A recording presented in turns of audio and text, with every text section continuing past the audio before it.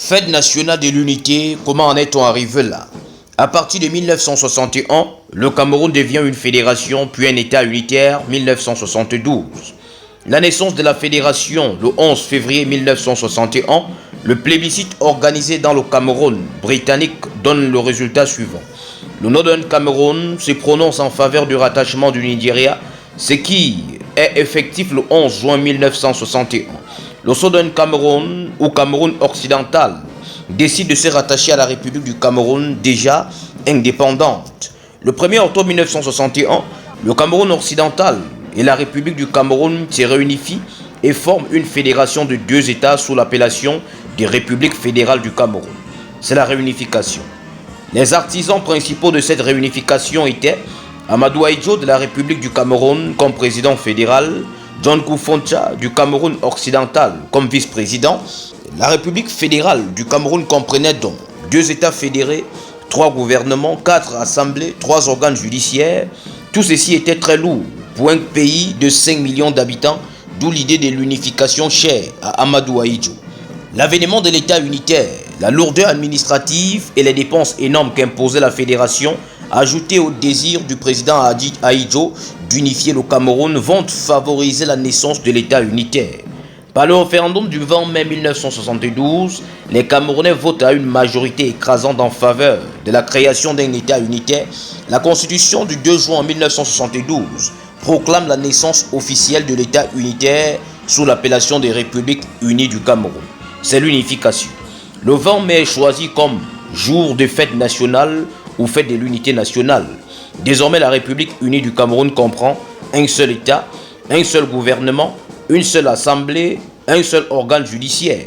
Amadou Ahidjo préside la République unie du Cameroun jusqu'au 4 novembre 1982, date à laquelle il démissionne de ses fonctions et cède le pouvoir à son successeur constitutionnel, le Premier ministre Paul Biya, qui prête serment le 6 novembre 1982. En 1984, le président Paul Biya change la dénomination République unie du Cameroun en République du Cameroun. C'est donc en répondant à cette lueur historique que la 50e édition de la fête de l'unité se déroulera sur l'ensemble du territoire national autour du thème 20 mai 1972, 20 mai 2022, cinquantenaire de l'État unitaire, force de sécurité et de défense au service du peuple pour la préservation de la paix sociale et de la cohésion nationale. Du nord au sud, de l'est à l'ouest, les fils de la République ont meublé les rues. Parade, karaté, boxe, taekwondo, composition des poèmes patriotiques, remise de médailles d'honneur, des valeurs ainsi que la reconnaissance. La pluie bénira aussi la séquence. Jeunes, vieux et vieilles n'hésiteront de dire un merci particulier à son Excellence le Président de la République Paul Biya.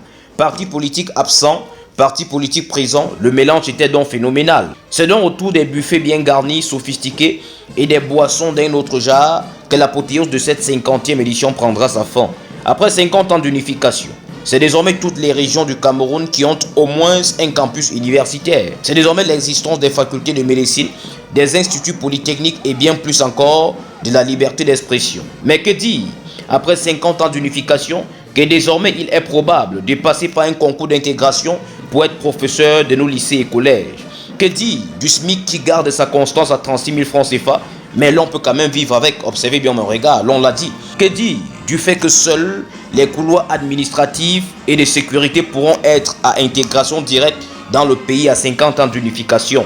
Le taux de chômage des diplômés selon l'Institut national de la statistique est estimé à 9,8% pour une population d'environ 20 millions de personnes.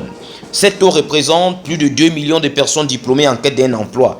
Selon le groupement interpatronal du Cameroun, 100 000 nouveaux demandeurs d'emploi arrivent chaque année sur le marché du travail.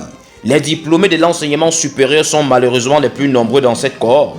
Dans son ouvrage intitulé « Éducation, emploi et salaire au Cameroun », l'ex-ministre Jean-Marie Atangana Mubara présentait la liaison emploi-éducation au Cameroun comme une bombe à explosion, sauf que nul ne voyait cela venir.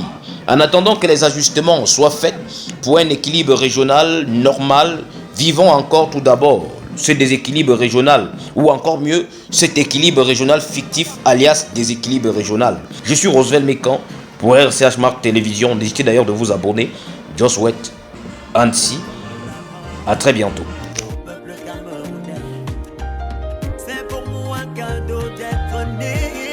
Voilà, c'est pour moi un cadeau d'être né à Maroua, Garoua, vers toi et Boleva. C'est pour moi un cadeau d'être de l'Afrique en miniature, ouais, ouais, ouais, ouais.